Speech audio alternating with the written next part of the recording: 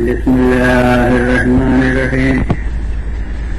الحمد لله رب العالمين، والصلاة والسلام على سيد الأنبياء والمرسلين أبي القاسم محمد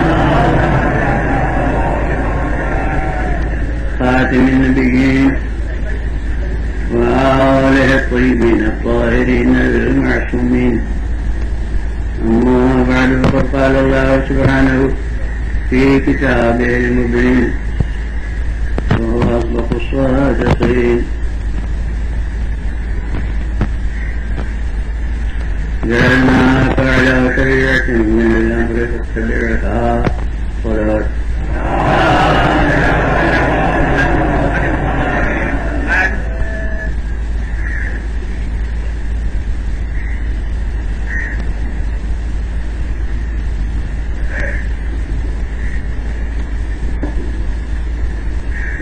شریعت اور دین، دین اور شریعت یہ دونوں دست و غیبہ کی حیثیت رکھتے ہیں.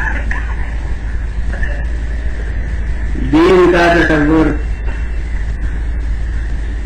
اگر محدود رکھا جائے تو پھر شریعت بھی لازماً محدود ہو جائے گی. اسلام اور دوسرے ادیان میں یہی فرق ہے بہت بڑا کہ دوسرے دین جو ہیں اور سب سے زیادہ دنیا میں شاید جس کا دائرہ وسیع ہے وہ دین عیسوی ہے، یعنی دنیا کی مردم شماری کے لحاظ سے اس کے پیرو وہ سب سے زیادہ ہیں. تو وہاں خود دین کا دائرہ محدود سمجھا جاتا ہے، یعنی بس ایک خاص طریقہ عبادت ہے کہ اس طریقہ عبادت کا اگر پابند ہے اور عامل ہے تو بس وہ دیندار ہے، اس دین کا پیرو سمجھا جائے گا. اور باقی انسان کے نظامی حیات سے اس دین کا کوئی تعلق نہیں ہے، نظام حیات میں اس دین کا کوئی دخل نہیں ہے. مثلا ایک عیسائی ڈاکٹر ہے تو بس ہفتے میں ایک دن جو مقرر ہے عبادت کا اس میں وہ اپنی مرکز عبادت میں چلا جائے اور وہ جو رسوم عبادت ہیں اسے انجام دے دے تو اس کے معنی یہ ہے کہ وہ عیسائی ہے. اب اس کے بعد ہفتے کے 6 دن میں وہ ڈاکٹر ہے، اس میں اس عیسائیت کا کوئی دخل نہیں ہے. جو پیسے کے تقاضے ہیں ان پر وہ عامل ہو تو دین کو کوئی سروکار اس سے نہیں ہے. بس یہ تاجر ہے، دن وہ بس تاجر ہے اور وہ 7ویں دن اپنے معبد میں وہ رسوم عبادت ادا کر لے تو بس اس دن نمایاں ہوگا کہ یہ کس دین کا پیرو ہے.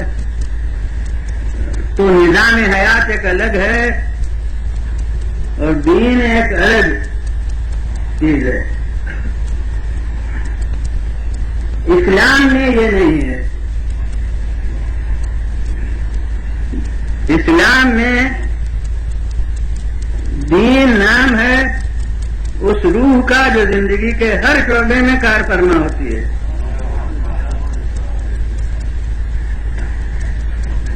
یہاں یہ نہیں ہے کہ ڈاکٹر ہے تو بس ڈاکٹر ہے، اس میں دین کا کوئی سوال نہیں، اور تاجر ہے تو بس تاجر ہے، اس میں دین کا کوئی سوال نہیں. اس کو دوسری لفظوں میں میں سمیت کرنا کہوں گا کہ دنیا کے تصور میں دین ایک شعبہ حیات ہے، اور اسلام جس دین کا نام ہے وہ کل حیات ہے.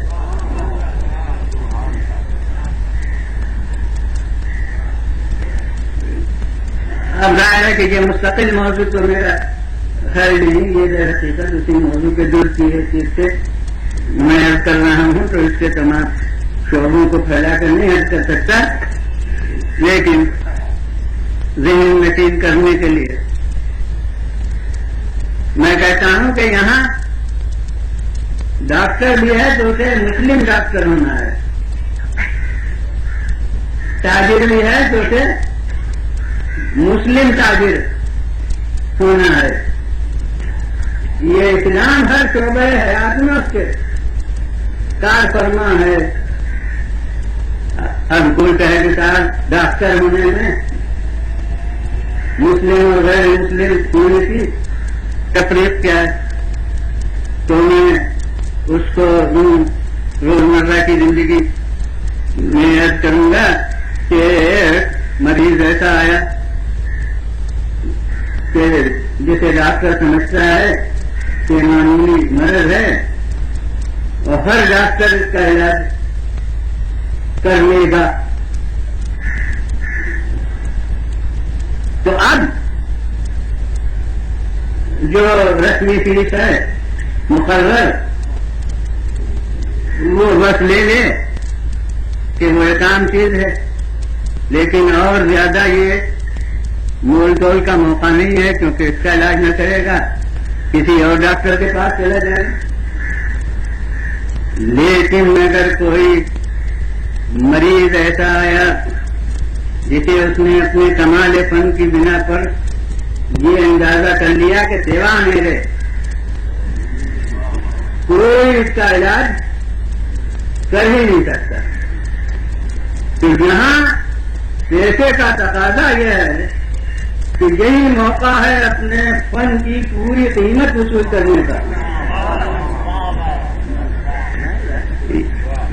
یعنی اگر ہم علاج نہ کریں گے تو اس کی زندگی نہیں ہو سکتی. تو اب وقت اس کا ہے کہ جتنے بھی زیادہ سے زیادہ اپنے کمال فن کی قیمت حاصل کر سکتے ہو اتنا حاصل کرو. اس سے کہہ بھی دیا کہ دیکھو میرے سوا کہیں اور جاؤ گے تو یہ بچ نہیں سکتا. وہ بھی پر کیجیے کہ بہت جگہ کی ٹوکریں آ کے آیا ہو تو وہ بھی سمجھتا ہے کہ ہاں بے شک اگر ان کا علاج نہ کروں کہیں اور جانوں گا تو پھر یہ نہیں بچے گا مریض. تو اب یہ منہ مانگے منہ بولے دان اس کے کہیں اپنے فن کے اتنا پھر دو تو میں علاج کروں گا. تو یہ ڈاکٹر ہونے کے لحاظ سے تو صحیح ہے. پیشے کا گویا عقلی تقاضا، وہ جس کا نام دنیا میں عقل ہے، اس کے لحاظ سے پیسے کا تقاضا یہی ہے. اگر اس نے معمولی فیس کے اوپر علاج کر دیا تو دنیا کے نظر میں بیوقوف ہے کہ یہی تو وقت تھا زیادہ سے زیادہ پیسہ حاصل کرنے کا. یہ تو ہے ڈاکٹر ہونے کا تقاضا. لیکن مسلم ہونے کا تقاضا کیا ہے؟ مسلم ہونے کا تقاضا یہ ہے کہ اگر ایسا مریض ہوتا کہ آپ سمجھتے تھے ہر ایک علاج کرے گا تو آپ جتنا چاہے کہہ دیتے تھے، سب طرح دے دیتے کہ میں اتنا لوں گا. دنیا چاہے آپ کو بیوقوف کہتی مگر اسلام جامنگیر نہ ہوتا. لیکن جب آپ نے سمجھ لیا کہ سوا میرے کوئی اس کی جان نہیں بچا سکتا تو اب اس کا علاج کرنا تو واجب عینی ہے. اب آپ کا فریضہ ہے کہ اس کا علاج کیجیے. ابھی ذیل میں کچھ وصول ہو جائے تو ہو جائے، لیکن اگر آپ مول تول میں رہ گئے اور اس کی جان چلی گئی تو قاتل نفس آپ کا قرار پائے.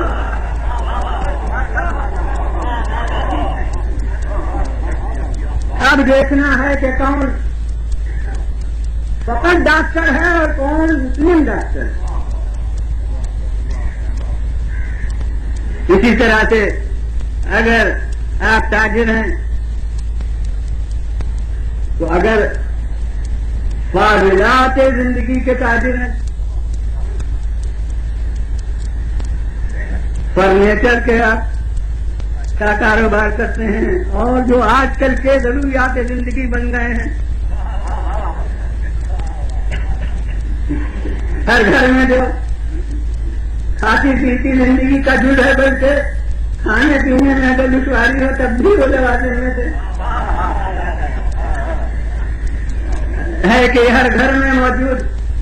تو اس کے تاجر ہیں آپ، تو چاہے دنیا کی حکومتیں اس کی قیمت مقرر کر دیں اور وہ سد راہ ہوں، لیکن اسلام سد راہ نہیں ہوتا. آپ مختار ہیں، جتنی چاہے قیمت اپنے مال کی مقرر کریں. ہاں، اصول تجارت کے لحاظ سے ظاہر ہے کہ آپ کو وہی قیمت لینا ہوگی کہ کوئی آپ سے لے، ورنہ آپ اگر غیر معمولی قیمت بتائی وہ کہیں اور سے جا کے لے لے گا تو وہ وہی غیر عاقلانہ عمل ہوگا. مگر اسلام کو اس میں کوئی مزاحمت نہیں ہے. جتنی چاہے آپ قیمت اپنے پیسے اپنے مال کی مقرر کر دیجئے اور جتنا چاہے آپ لیجئے، لیکن اگر ضروریات حیات کے تاجر ہیں جن میں سب سے زیادہ غلہ ہے کہ بغیر لنگے کے انسان کو رزق ملنا ناممکن ہے عموماً، تو جناب والا اگر ضروریات حیات کے تاجر ہیں تو اگر دور ایسا ہے کہ فراواں ہے، جن بازار میں پٹی پڑی ہے، ہر جگہ ہے، تو یہاں وہی پیسے کا تقاضا یہ ہے کہ اب یہ وقت نہیں ہے زیادہ قیمت وصول کرنے کا، کیونکہ ہم مہنگا بیچیں گے وہ کہیں اور سے لے گا. تو یہاں پیسے کا تقاضا یہ کہ نہیں جو ہم نے سوچ پہ دے دیں. لیکن اگر وہ ضروری حیات کی نایاب یا کامیاب ہو گئی، غلہ مقصود ہے، قحط سالی کا زمانہ ہے، آپ نے کچھ حسن انتظام سے ذخیرہ کر رکھا ہے کہ جسے خریدنا ہو آپ کے یہاں سے خریدے، کہیں اور سے نہیں لے سکتے. تو جناب والا اب پیسے کا تقاضا یہ ہے کہ یہی وقت ہے زیادہ سے زیادہ وصول کرنے کا، اور ایسے ہی وصول یابی سے جو ماشاءاللہ بہو جاتے ہیں وہ پھر ہذا من فضل ربی لکھتے ہیں.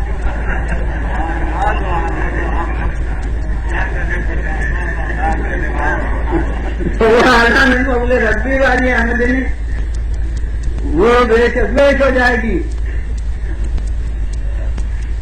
مگر اسلام کیا کہتا ہے کہ اگر فراہم ہوتا ہر جگہ سے آدمی لے سکتا تو تمہیں اختیار تھا، جتنی چاہے قیمت وصول کرتے اپنے مقرر کرتے اپنے مال کی. لیکن اس وقت میں کہ قحط سالی ہے، انحصار ہو گیا، اب تمہارے سوا کہیں سے وہ ملے ہی نہیں، تو اب تو المحتکر الملعون 3 دن تک روکنے والا قیمت بڑھانے کے انتظار میں وہ لعنت خدا کا ہوگا. اب تو تمہارا فریضہ ہے کہ اس دن کو لے آؤ. اور ہمارے رہنمایان دین نے عمل کی منزل میں ہمیشہ اپنا درجہ عام قانون کے وجود سے اور سختر منزل پر رکھا کہ ماشاء اللہ صاحبان علم بھی ہیں. تو یہ احتکار کا مسئلہ وہی تجارت میں ہے لیکن کوئی شخص اپنے ضروریات زندگی کے لیے حسن انتظام سے کام لے کر اپنے اور اپنے اہل و عیال کے آذوقے کے لیے غلہ فراہم کرے اور اسے محفوظ کرے تو اس پر اسلام پابندی عائد نہیں کرے گا، لیکن عوامی قانون کے لحاظ سے پابندی عائد نہیں ہوگی۔ جو رہنمایان دین ہیں انہوں نے اپنے عمل سے جو تعلیم دی ہے وہ یہ کہ حضرت امام جعفر صادق علیہ السلام کے زمانے میں مدینے میں قحط پڑا اور لوگ جانے کے لیے گیا، حیران پریشان ہو گئے۔ آپ نے اپنے مہمان خانے کے منتظم سے جو توشے خانے میں جس کے ہاتھ میں تھا اس سے ملا کر فرمایا، دریافت فرمایا کہ ہمارے یہاں کتنا درہم موجود ہے، کتنی جنس موجود ہے۔ وہ سمجھا کہ حضرت کو فکر ہے کہ کہیں ہمیں پریشانی نہ ہو، تو اس نے بڑے اطمینان کی سانس لے کے کہا کہ حضور ہمارے یہاں اتنا ذخیرہ ہے کہ ہم اس فصل کو باطمینان گزار لے جائیں گے۔ حضرت نے فرمایا کہ ہاں، اسی لیے میں نے معلوم کرنا چاہا تھا کہ اب کل اس کو بازار میں لے جانا اور سب غلے کو فروخت کر دینا۔ اس کے ہوش ہو گئے بالکل اصول معاشیات کے خلاف۔ اس نے کہا حضور ہمیں بڑی پھر پریشانی پیدا ہو جائے گی، یہ آپ کیا فرما رہے ہیں؟ آپ نے ارشاد کیا کہ یہی تو میرا مطلب ہے کہ تم بازار میں لے جاؤ، فروخت کر دو، تاکہ پھر جس حال میں سب مسلمان ہیں اس حال میں ہم بھی ہو جائیں، پھر جتنے کو سب خریدیں گے اتنے کو ہم بھی خریدیں گے۔ تھوڑے آگے دیے بلانا پھر سے بولا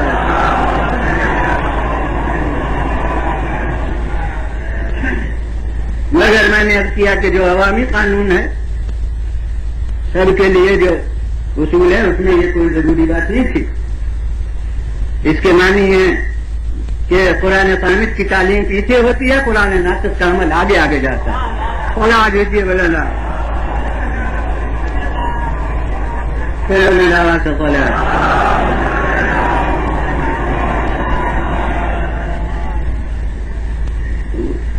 یہ دیکھنا ہے کہ کون تاجر ہے اور کون مسلمان تاجر ہے، اور اگر مثلا کوئی صاحب ماشاء اللہ وکیل ہیں تو اگر صاف مقدمہ آیا بالکل قرآن سے ثابت کر دینا بہت آسان۔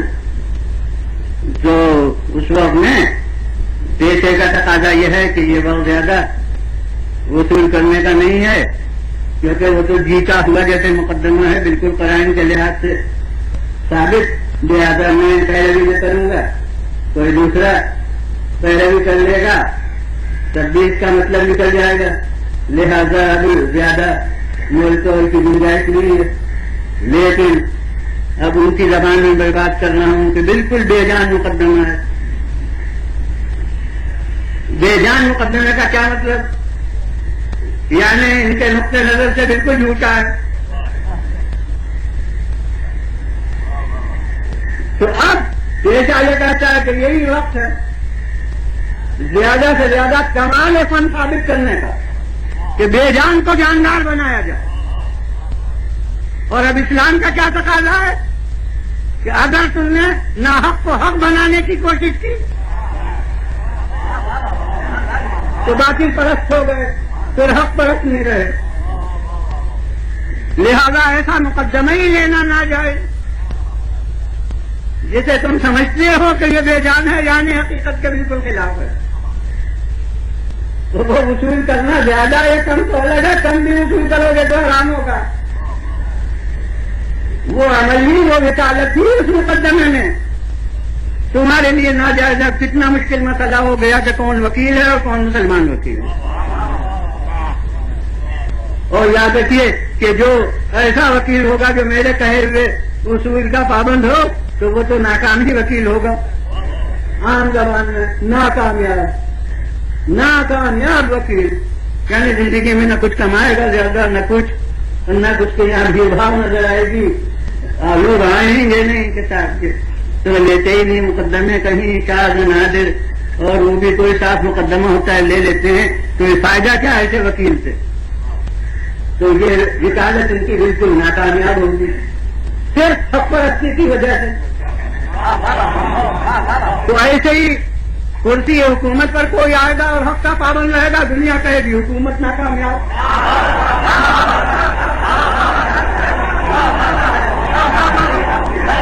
بولا دیجیے بلندار، پھر بلند آواز سے بولا۔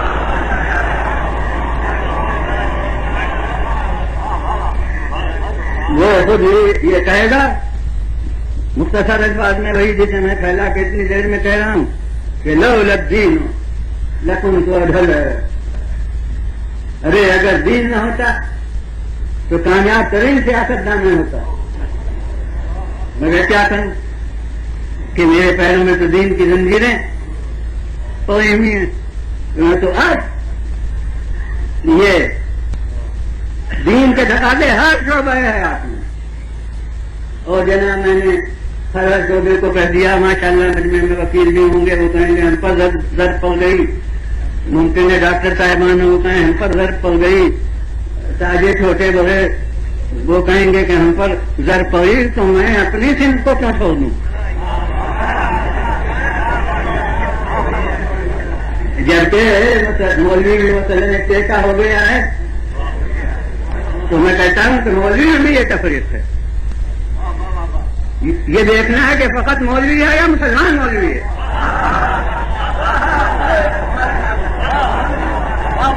اگر کوئی خطہ آیا، کوئی مسئلہ شریف دریافت کیا اور میں نے بس یہ دیکھا کہ واقعی اس میں کیا حکم شرع ہے اور بلا تکلف میں نے لکھ دیا، تو اس کے معنی ہوں گے کہ میں مسلمان مولوی ہوں۔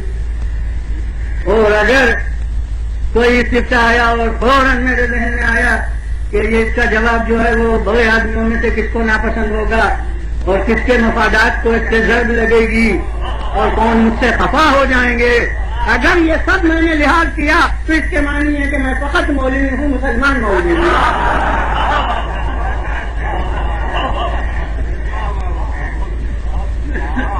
اور اسی طرح سے فرض کیجیے کہ اب تو دونوں چیزیں شاید مترادف ہو گئی ہیں، لیکن اب یوں مفہوم کے لحاظ سے ذاکر بھی ایک الگ چیز ہے، یہ بھی ایک پیشہ ہے۔ اگر میں ذاکر ہوں اور میں نے ممبر پر آ کے یہ دیکھا کہ حق کیا ہے اور حقیقت کے ثبوت کے کیا طریقے ہیں اور خلق خدا کے لیے مفید اور کارآمد باتیں کیا ہیں، اور جب میرے جو خدا نے قوت گویائی دی ہے تو میں ان باتوں کو پیش کروں جو خلق خدا کے لیے فائدہ رساں ہیں، تو اس کے معنی یہ ہیں کہ میں بہرحال مسلمان ذاکر ہوں۔ اور اگر ممبر پر آ کے میں نے یہ دیکھا کہ مجمع کاہے سے زیادہ خوش ہوگا اور واہ واہ کس میں زیادہ ہوگی اور نعرے کس میں زیادہ زوردار لگیں گے، یہ سب میں نے اگر لحاظ کیا تو اس کے معنی ہے کہ بس ذاکر ہوں۔ تو اب یہ چند بات بطور مثال میں نے عرض کی ہیں کہ اسلام در حقیقت ایک روح ہے جو ہر شعبہ حیات میں کار فرما ہوتی ہے، اور وہ روح اس کا ایک دوسرا نام ہے یاد الہی، اور دوسرے مذاہب سے اور اسلام سے یہی فرق ہے، دنیا میں اللہ یاد کیا جاتا ہے اور اسلام میں اللہ یاد رکھا جاتا ہے۔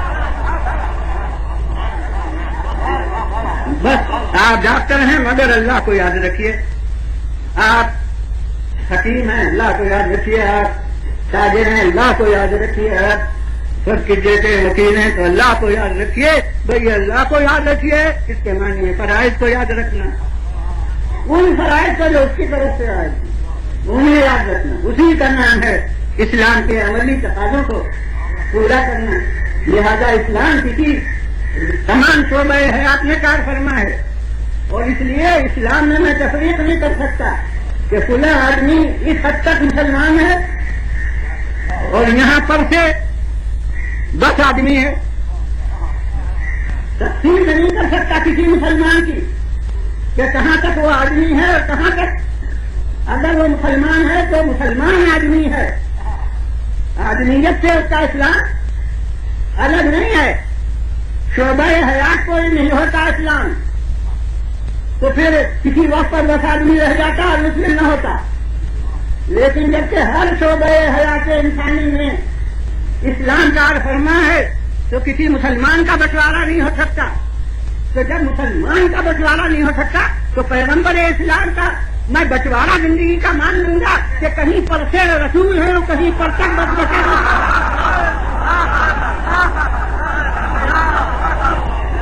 بولا دیجیے بولنا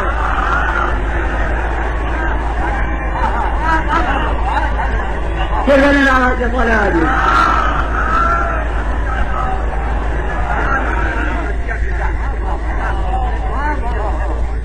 مسلمان اگر مسلمان ہے تو بیرونی زندگی میں بھی مسلمان ہوگا, اندرونی زندگی میں بھی مسلمان ہوگا, باہر کی زندگی میں بھی مسلمان ہوگا, گھر کی زندگی میں بھی مسلمان ہوگا. یعنی تو میں نے پیسے کہے تھے اور نگاہ انسانی کے لحاظ سے اور جو آپ تفریح میں کر لیں, یعنی شوہر ہے تو مسلمان شوہر ہونا ہے, اور زوجہ ہے تو مسلمان زوجہ ہونا ہے, اور باپ ہے تو مسلمان باپ ہونا ہے, اور بیٹا ہے تو مسلمان بیٹا ہونا ہے. یہ ان رشتوں میں بھی وہی روح کا فرما ہے, کیونکہ یہ رشتے بھی حیات انسانی سے متعلق ہیں, اور اسلام وہ روح ہے جو ہر شعبہ حیات انسانی میں ہے. یعنی باپ کی محبت بیٹے کے ساتھ اس کے تقاضے ہمیں معلوم ہیں, لیکن اس محبت کے تقاضے اگر ٹکرا جائیں احکام الہی سے تو کتنی بے درد کہلائیے, مگر اب باپ کے تقاضے پورا کرنا حرام. جو حق پرستی کے تقاضے ہیں انہیں پورا کیجیے, اور اگر شوہر نامدار ہیں تو انہیں دونوں رخوں پر, یعنی بیوی کے مقابلے میں وہ احساس برتری جو شوہر صاحب کو ہوتا ہے اس سے کام لے کر حق سے تجاوز کیا تو عملاً مسلمان نہ رہے, اور اگر بیوی کی خاطرداری کے لیے خلاف حق کر دیا تو عملاً مسلمان نہ رہے. یعنی یہ تو منزل ہے کہ درمیان میں تختہ بند ہے کہ ادھر حرکت کریں تو حق سے تجاوز کے مرتکب ہو سکتے ہیں, ادھر حرکت کریں تو حق سے تجاوز کے مرتکب ہو سکتے ہیں. نہ بیوی پر اپنے شوہر ہونے کے روک ڈال کے کوئی ناروا بات کرنا جائز, اور نہ بیوی کی خاطر سے کوئی بات ایسی کرنا جو حق کے خلاف ہو وہ جائز. اور یہ منزل بڑی سخت, بہت مشکل منزل, مگر یہ کہ دیکھنا ہے کہ کون بس شوہر ہے اور کون مسلمان شوہر ہے. تو کسی شعبہ حیات سے اسلام الگ نہیں ہے. تو جب کسی شعبہ حیات سے الگ نہیں ہے تو پیغمبر اسلام کسی شعبہ حیات میں رسالت سے الگ کیوں کر رہ سکتے ہیں؟ یعنی یہ باپ ہیں تو رسول باپ ہیں, اور ہمسایہ ہیں, اور اسی لیے خالق سند عطا فرمائے گا کہ انک لعلی خلق عظیم. آپ عظیم معیار اخلاق یعنی معیار فرائض انسان کو بلند ترین درجے پر ہیں. صلوات دیجیے بلند. اور اب یہ کسی سیرت کے جذبے کا موضوع ہے, اس وقت تفصیل سے نیت کرنا ہے کہ اخلاق کا دائرہ ہماری زبان میں محدود ہو گیا ہے, مگر قرآن کی زبان میں اور عربی میں اخلاق جو ہے ہر شعبہ حیات انسانی میں جو انسان کے ملکات نفس ہیں ان سب کا مجموعہ ہے. اخلاق یعنی باپ کا برتاؤ بیٹے کے ساتھ وہ بھی داخل اخلاق، اور شوہر کا برتاؤ زوجہ کے ساتھ وہ بھی داخل اخلاق، اور ایک ہمسائے کا ہمسائے کے ساتھ برتاؤ وہ بھی داخل اخلاق، اور بجائے خود آدمی کے اچھے اوصاف جو بحیثیت انسانیت میں ہونا چاہیے وہ بھی مقتضائے اخلاق۔ تو بس سمیت کے اس کا نتیجہ کر دوں کہ اپنے رسول کو جو خالق نے یہ کہا کہ انک لعلی خلق عظیم، اے پیغمبر آپ عظیم خلق کے درجے پر فائز ہیں، اور یاد رکھیے کہ کوئی چھوٹا کسی چیز کو بوا کہے تو وہ بوے ہونے کی سند نہیں ہے، لیکن اللہ اکبر جو ہر بڑے سے بڑا ہے، وہ میں کہتا ہوں کہ دنیا اخلاق میں آدم سے لے کے خاتم تک اپنے نگاہ وجوبی سے جائزہ لے کر وہ ایک خلق کو عظیم کہہ رہا ہے، تو معلوم ہوتا ہے ایک دنیا ایک بشر میں اس سے آگے عظیم خلق کا تصور نہیں تھا جسے خالق نے خلق عظیم خلا دیجیے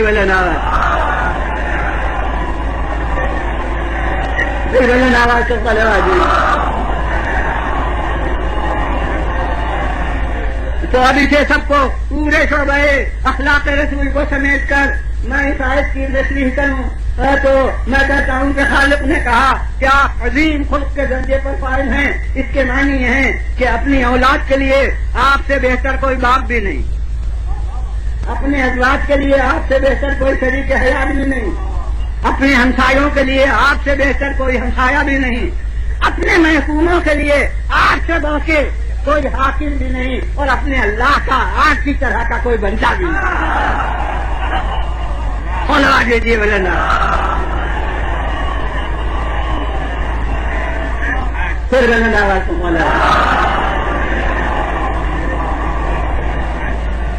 تو اب جب سے دین ہے نظیر ہے، جب سے دین کسی ایک شعبہ حیات سے متعلق نہیں ہے بلکہ جتنے زندگی کے شعبے ہیں ان سب سے دین متعلق ہے، تو اس لیے قانون دین یعنی شریعت اسلام بھی کسی ایک شعبہ حیات سے، کسی ایک میدان زندگی سے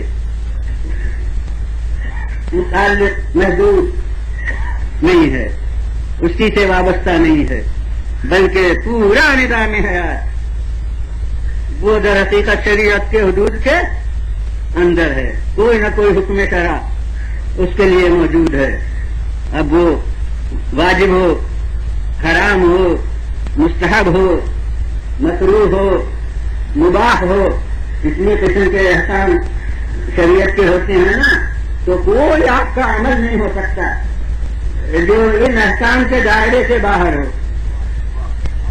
کہ کوئی کہے کہ جی اس کا شریعت سے کیا تعلق، کیا شریعت سے تعلق، یعنی یہ پوچھنا کہ یہ واجب ہے، حرام ہے، مستحب ہے، مکروہ ہے، مباح ہے، کیا کچھ نہیں، اس کا شریعت سے کیا تعلق؟ ارے جناب اس شریعت سے بھئی معنی تعلق نہ صحیح کہ واجب نہ ہوگا، ان معنی سے تعلق نہ صحیح کہ حرام نہ ہوگا، یعنی کوئی لازمی پابندی وہاں پر نہیں ہوگی، لیکن وہ شریعت سے کوئی تعلق ہی نہیں، کم سے کم یہ تو دیکھنا ہے آپ کو کہ یہ جائز ہے یا نہ جائز،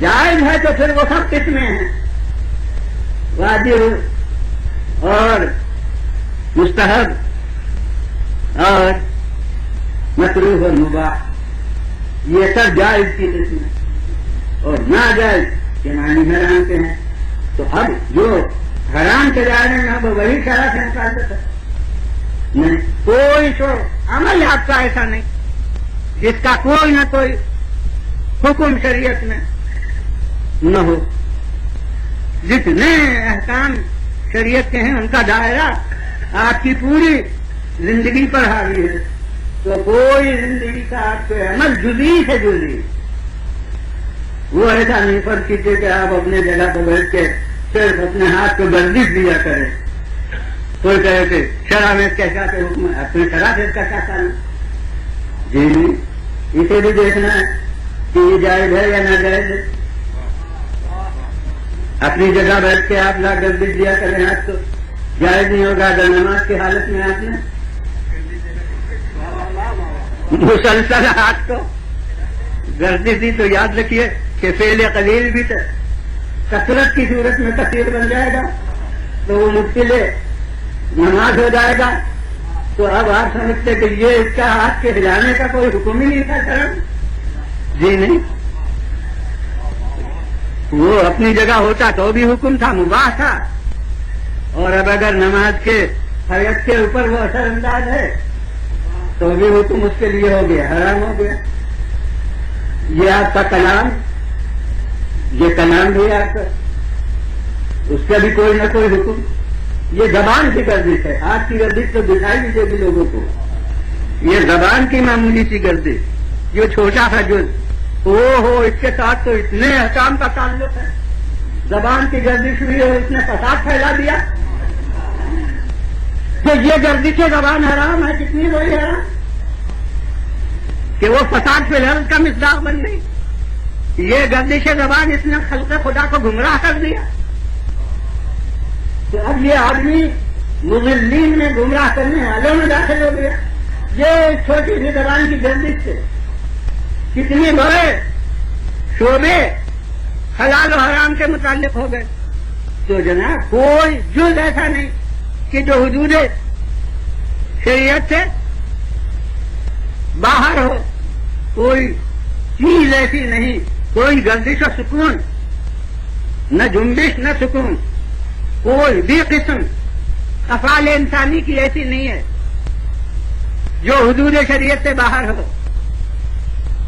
مگر بس اچھا اسی اب وہ وقت نہیں فرق کرتا ہوں کہ اسی شریعت کے احکام کو جب مدون شکل میں لے آیا جاتا ہے، یعنی خود سمجھ کے کہ کیا کیا حکم ہیں ان کو جمع کر لیا جاتا ہے، تو اس کا نام فقہ ہو جاتی ہے.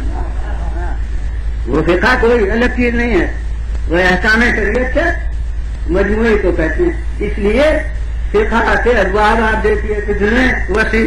اب اس کی قسموں کو اس وقت درج نہیں کرنا ہے، بات بہت پھیل جائے گی. پھر انشاءاللہ ممکن ہے کہ عرض کروں تو فقہ اسلام اس کا دائرہ کتنا وسیع ہے. وہ بھی اس سے بھی جیسے شریعت سے کوئی شعبہ حیات کا خالی نہیں ہوتا، اسی طرح سے فقہ سے کوئی شعبہ نہیں خارج ہوتا. لیکن کم سے کم جس فقہ کا میں علمبردار ہوں اس سے اس وقت بیٹھ نہیں کہ نام اس کا کیا دنیا نے رکھ دیا ہے اور حقیقت میں کیا کہنا چاہیے اسے بھی اس وقت نیت کرنا ہے. مگر یہ کہ یہ فقہ جس کو میں جانتا ہوں، اب ایک چیز حیرت انگیز ہوگی، وہ یہ کہ ہمارے فقہ میں بھائی دنیا کی فقہ کا ذکر نہیں، ہم جس فقہ کو میں کہتا ہوں کہ شرع الہی کا حامل جس فقہ کو جانتے ہیں،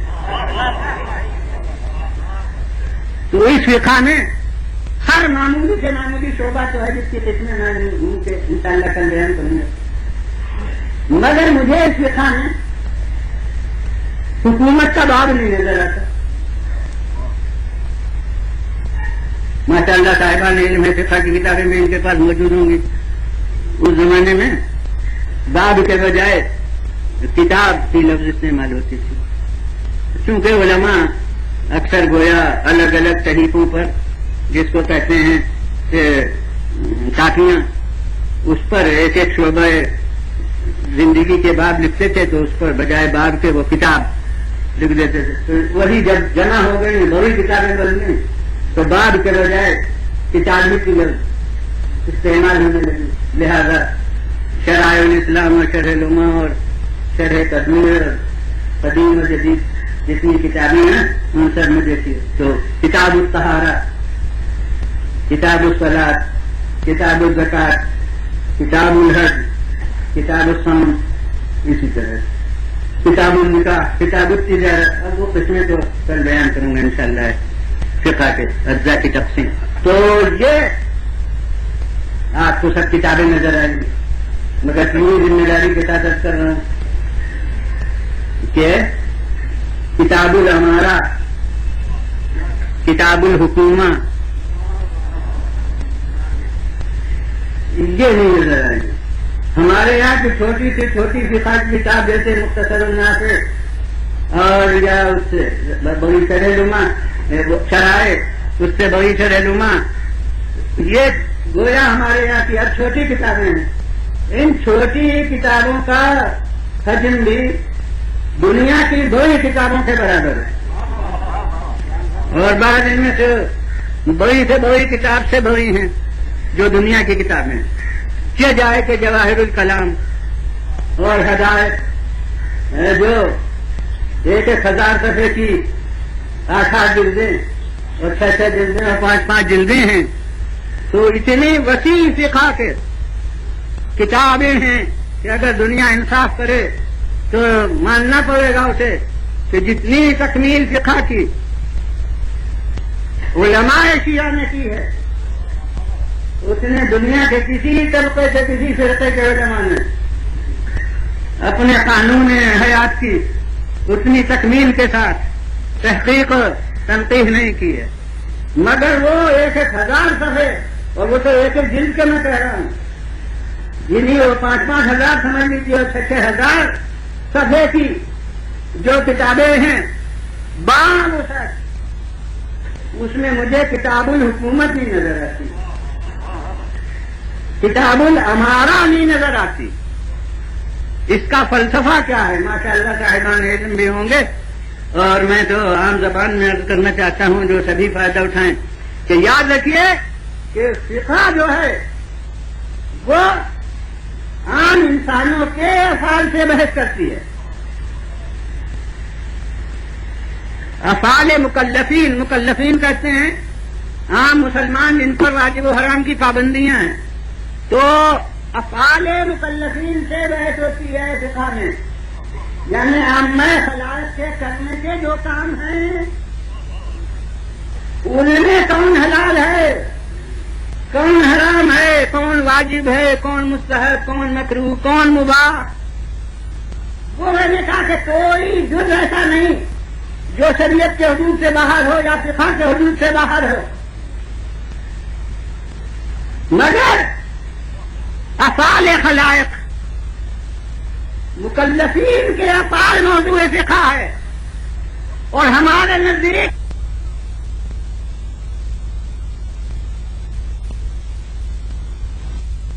افعال وہ ہیں جو ہمارے کرنے کے ہیں، اور افعال خدا جو ہیں ان کو تو ہمارے ماننے کے ہیں۔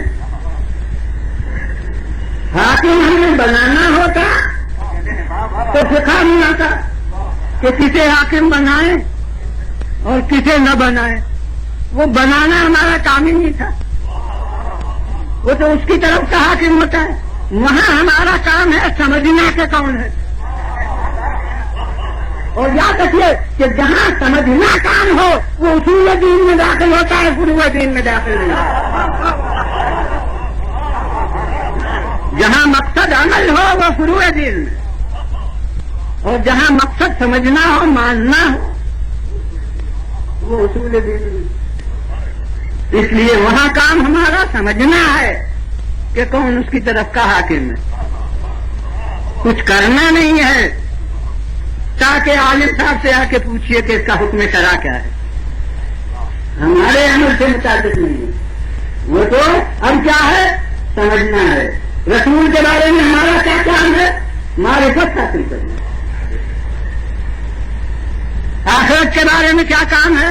اعتقاد کرنا کہ قیامت آنے والی ہے، اور اسی طرح جو رہنما دین ہو، حاکم شرع ادھر کا، اس کے بارے میں ہمارا کام ہے پہچاننا، سمجھنا۔ اسی لیے ہاں یہ حدیث آ گئی کہ من مات ولم یعرف امام زمانہ ماتا میتۃ جاہلیہ، جو دنیا سے اٹھ جائے اور اپنے امام زمانہ کی معرفت نہ حاصل کرے تو اس کی موت جاہلیت کی موت ہوئی۔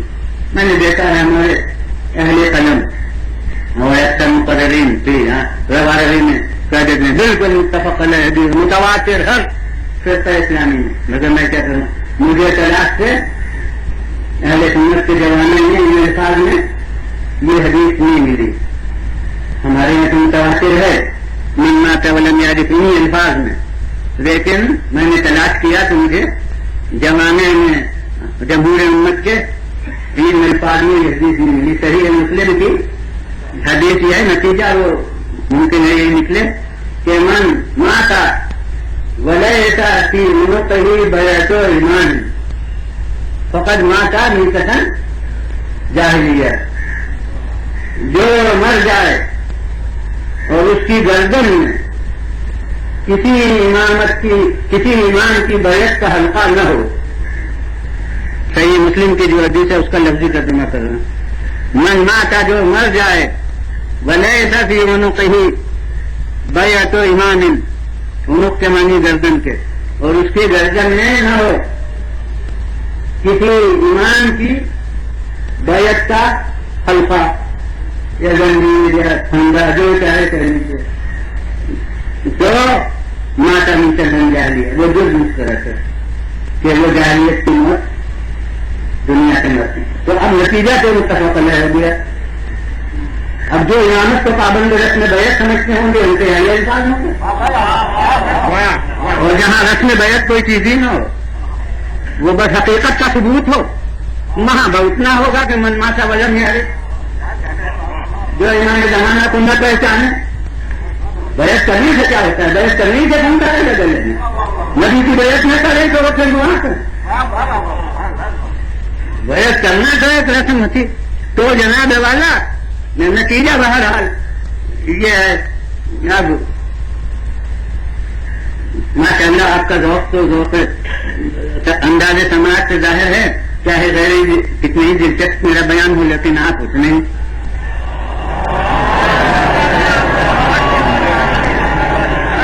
اتنے ہی ذوق و شوق کو سنتے ہیں. تو یہ آپ کی محبت وہ تو ظاہر ہے آپ کے انداز سے، لیکن یہ کہ بہرحال وقت ہو گیا ہے تو اس لیے میں اب آگے نہیں بڑھوں گا. بہرحال ایک واقعہ یاد دلاؤں گا کہ میں ان کے نام وغیرہ سے کچھ نہیں واقف تھا، اس کے بعد واقف ہوا.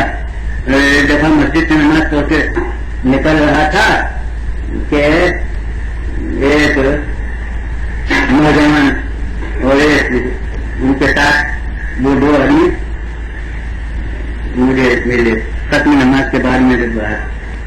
تو وہ ساتھی نے ان سے تعارف کرایا کہ یہ اکبر الہ آبادی کے بھانجے ہیں. ممکن ہے اس خاندان کے کوئی صاحب ہو تو وہ سمجھیں کہ وہ کون نوجوان تھے. تو وہ کہا کہ یہ اکبر الہ آبادی کے بھانجے ہیں اور یہ دائرے شیعت میں آتے ہیں. تو ایسے لوگوں سے میں یہ پوچھ ضرور لیتا ہوں کہ کیوں خوش نہیں ہو لیتا ہوں، پوچھتا ہوں کہ کیوں سے کیا وجہ ہوئی، کیوں دائرے شیعت میں کیوں آ رہے. اچھا صاحب انہوں نے جو واقعہ بیان کیا اب آپ غور فرمائیے کہ وہ بہت سو کی نظر سے گزرتا ہوگا جتنوں نے یہ کتابیں پڑھی ہیں سب کی نظر سے. نظر وہی نہ جانے توفیق الہی کس کی آنکھیں کھول دیتی ہے. تو انہوں نے جو واقعہ بیان کیا وہ میں عرض کرتا ہوں، اس کا کوئی تبصرہ زیادہ نہیں کرنا. بہرحال سنی ہوئی بات نہیں کرتی. اور میں کہتا ہوں کہ دیکھیے ذہن یعنی میرے ذہن میں اس سے پہلے یہ بات نہیں تھی کہ انہوں نے دیکھی. الحمدللہ اس کے تقاضے کو مانتا رہا تھا، لیکن یہ کہ یہ روح اس اللہ کا جس سے ان کی آنکھیں کھلی.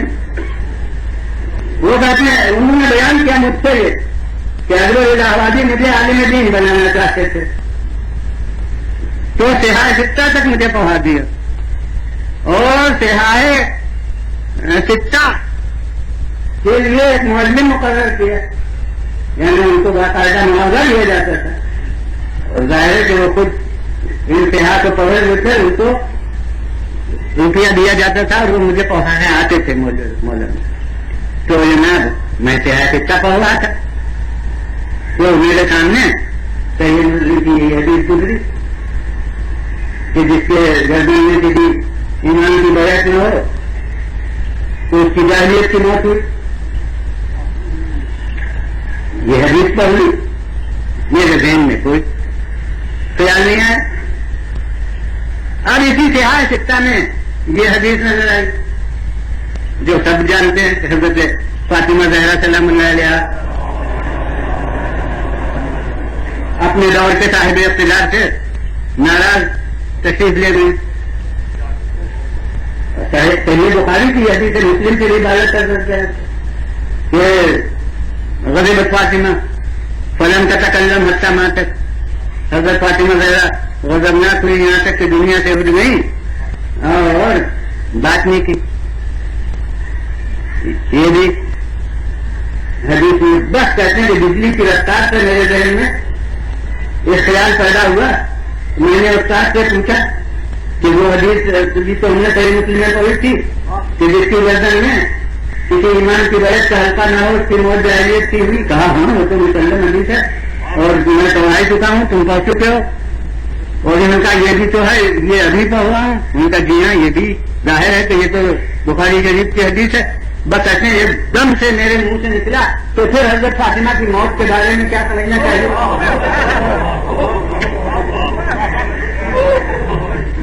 بس یہ میرا کہنا تھا کہ وہ توبہ توبہ کرنے لگے، منہ پر تماچے اپنے لگانے لگے اور کہنے لگے کہ یہ شیطان نے تمہارے ذہن میں خیال پیدا کیا معاذ اللہ بیوی فاطمہ اور سیدۃ النساء اور ان کے بارے میں تم اس طرح کا تصور کر رہے ہو. توبہ کرو، انابت کرو بارگاہ الہی میں. یہ کہتے ہیں میں نے کہا توبہ انابت تو کر لوں گا میں، مگر مجھے سمجھائیے تو.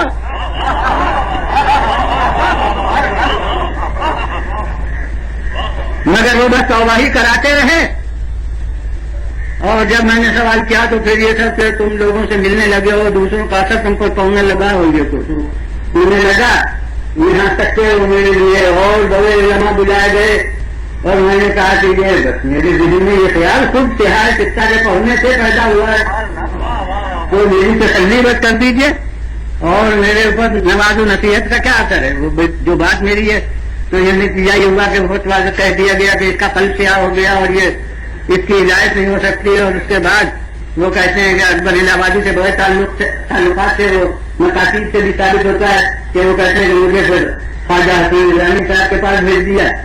دہلی میں خواجہ صاحب کے ساتھ کئی برس رہا اور جب ان سے یہ کہوں کہ وہ جناب وہ سوال تو میرا وہ تو حل ہوا ہی نہیں اور وہ آپ نے بھی آج تک اس کے متعلق کوئی روشنی نہ ڈالی. ان کا بھی اور مطالعہ کرو اور سمجھ میں تمہاری اور سمجھ میں آ جائے گا. مطالعہ خود ہی اور کرو. کہتے ہیں بس مطالعہ کرتے کرتے بس ان کے نزدیک انہوں نے کہا کہ سمجھ میں آ جائے گا. میری سمجھ میں آ گیا.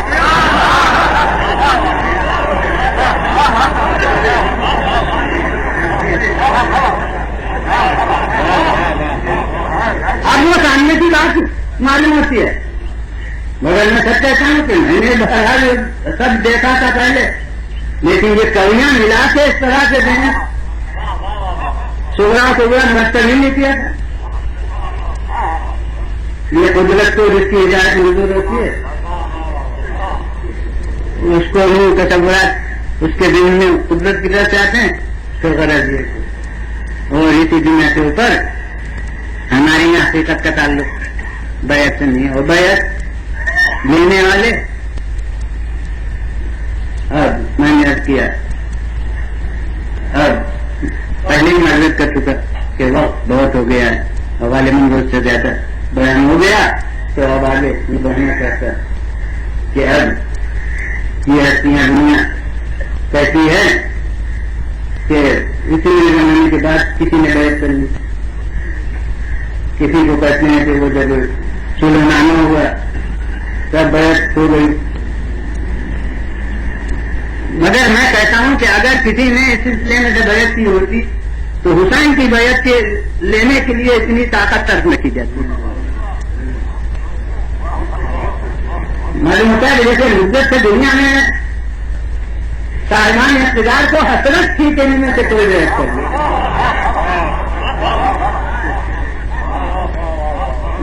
یہ نہ پوری طاقت صرف کر دی گئی حسین سے بیعت حاصل کرنے کی کوشش میں کہ اب ہمیشہ کے لیے گویا راستے سے اس رکاوٹ کو دور کر دیا جائے. اور حضرت امام حسین السلام دنیا کہتی ہے کہ کیا یہ انہوں نے بیعت کیوں نہ کی. میں کہتا ہوں کہ ان کے پیشرو بس یہی تھوڑی ہے مگر تم آدم سے لے کے جتنے سلسلہ ہے سب ان کے پیشرو ہیں. تو کس نے اپنے دور میں اپنے وقت کے صاحب اقتدار کی بیعت کی تھی.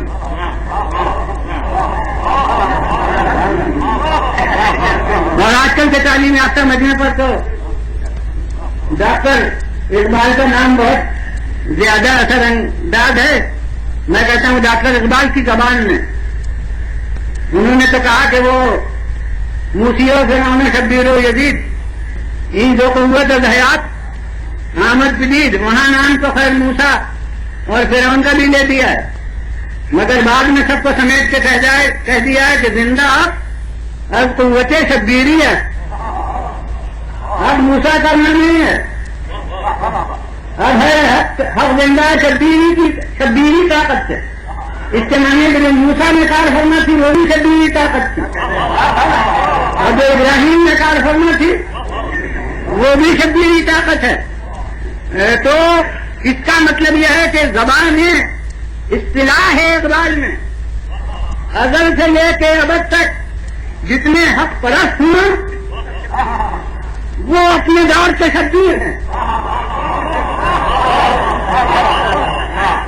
اور اس کے بالمقابل لازم ہے کہ جتنے باطل پرست ہوں یا جتنے طاقت باطل کے نمائندہ ہوں وہ سب اپنے دور سے یزید ہیں.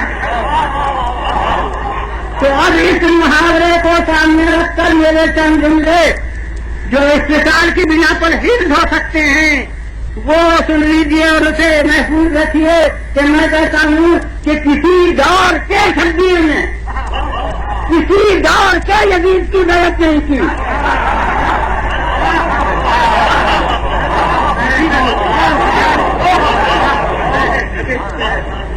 تو بس اب یہ جملہ بھی محفوظ رکھیے کہ جب مجازی شبیروں نے مجازی یزیدوں کی بیعت نہیں کی تو جو حقیقی شبیر تھا وہ حقیقی یزید کی بیعت تو کرتا.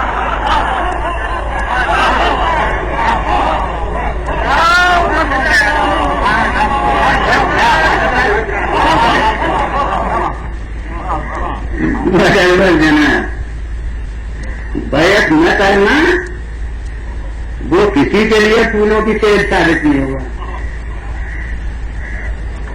موسیٰ نے اپنے وقت کے یزید یعنی فرعون کی بات نہیں مانی، یہی انکار ہے بیعت سے. اس کی خدائی کو مان لیتے تو جشن ورزی کیوں اختیار کرنا تھا. دنیا جانتی ہے کہ اسی جنگل میں جناب موسیٰ کی بھی وفات ہوئی اور اسی جنگل میں جناب ہارون کی بھی وفات ہوئی، اور جناب ابراہیم اگر نمرود کی خدائی کو مان لیتے تو آگ میں کیوں پھینکے جاتے. اور پھر ضلع وطن بھی تو ہونا پڑتا ہے. شام کے ملک تو ان کا وطن نہیں تھا. مصر گئے کیوں گئے؟ شام کا ملک تھا تو وہاں جناب کئی دفعہ ضلع وطن ہوئے گئے اور آگ میں پھینکے گئے. یہ سب کیوں اٹھانا پڑتا؟ اور پھر حضرت محمد مصطفیٰ صلی اللہ علیہ وآلہ وسلم اگر اپنے وقت کے یزیدوں کی بیعت کر لیتے تو کیوں پتھر جیسے مبارک پر کھانا پہنچے؟ تو حضرت امام حسن نے کوئی نیا کام نہیں کیا، انہوں نے وہی کیا جو آدم سے لے کے اب تک ان کے پیشراؤ کرتے آئے تھے. مگر پھر بھی میں یہ کہتا ہوں کہ واقعہ کربلا کی مثال نہ ذلیل میں ہے اور نہ قریب میں. کوئی کہے گا یہ دونوں متضاد باتیں ہیں. ابھی تو آپ نے کہا کہ انہوں نے کوئی نیا کام نہیں کیا، وہی کیا جو ہمیشہ ہوتا ہے. اب آپ کہتے ہیں کہ اس کی مثال نہ ذلیل میں ہے نہ آخرین میں ہے، یہ دونوں متضاد ہیں. میں کہتا ہوں کہ میں پہلی بات کوئی بھولا نہیں ہوں، اس کو سامنے رکھ کے دوسری بات کہی ہے نہیں، بس معمولی بالکل اردو زبان کے دو جملے ہیں وہ شاید اصل حقیقت کو نمایاں کرتی ہیں. میں کہتا ہوں کہ انہوں نے کوئی نئی بات نہیں کی، انہوں نے وہی کیا جو ہمیشہ ہوتا آیا تھا، مگر ہوا ان کے ساتھ جو وہ کبھی نہیں ہوا.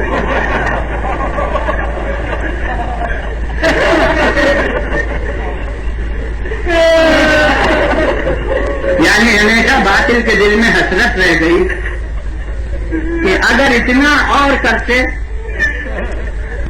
تو شاید مقصد میں اپنے کامیاب ہو جاتے. اور اسی کا دوسرا رخ ہے کہ اہل حق کے متعلق غلط فہمی رہ گئی کہ اتنا نہیں، اتنا تو سہ لیا، اگر اتنا اور ہوتا تو پھر برداشت نہ کر سکتے. بس یہ حجت حسین نے ہمیشہ کے لیے ختم کر دی.